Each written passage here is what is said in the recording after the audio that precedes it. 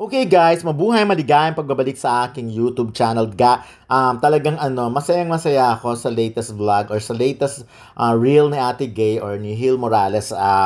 Super happy ako kasi finally nakita nyo naman no, umiimpis, nawawala yung bukol niya dito. Di ba remember, hindi ko na lang ipapakita yung bukol niya yun kasi masyadong malaki. Pag tinignan mo, pag ang pinagbasihan ko yung bukol, yung sinend niya sa akin sa Instagram, yung sa message sa Instagram, hindi nyo kakayaning tignan. Medyo ang laki kasi, mas malaki pa sa kamao pag tinignan mo. Parang ganon. So, at saka talagang isang malaki siyang sugat na bukol, yung ganon na makikita mo. So, ngayon nga, eto ang latest development dahil dun sa chemotherapy and sa radiation, di ba? Mga ilang days pa lang yan.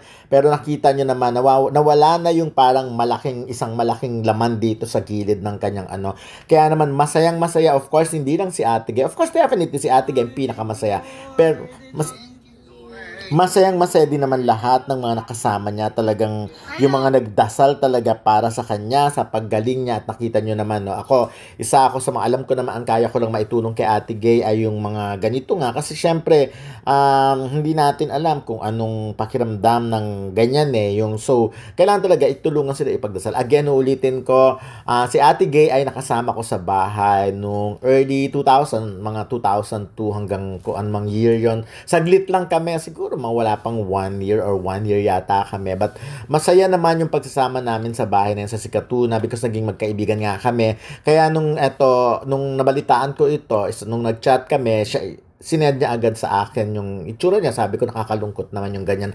Pero nakita naman natin, di ba? So, ang pagbabago, ang development, of course, marami pa rin siyang pagdadaanan, itutuloy pa rin ang chemotherapy, ang therapy, itutuloy pa rin yung radiation, kasi gano'n naman talaga. I have a friend, na dati nga gano'n din, medyo sa part naman ng ilong siya nagkaroon ng ganong problema, but, nalampasan niya yon radiation, sabi ko, ang nangyari nun, radiation and chemo. So, gumaling. Eto kay Ate Gay, nakakagulat lang talaga, nakakalungkot lang kasi parang hindi ko naintindihan yung unang nag-diagnose sa kanya na hindi na siya aabutin ng 2026. Yung ganun. Kasi parang, di ba, as a doctor, parang ikaw, hindi mo na agad binigyan ng pag-asa yung pasyente mo.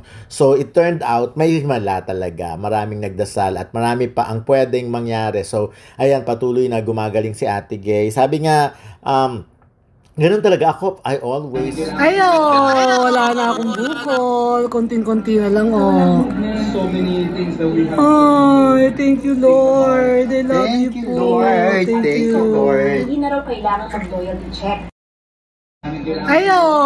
Wala na akong bukol. Konting-konti na lang, So many things that we have.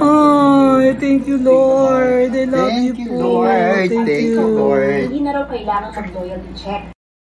Wala na akong bukol. Konting-konti na lang, So many things that we have. Thank you, Lord. I love you po. Lord. Thank you, Lord. Hindi na raw kailangan mag-loyalty check.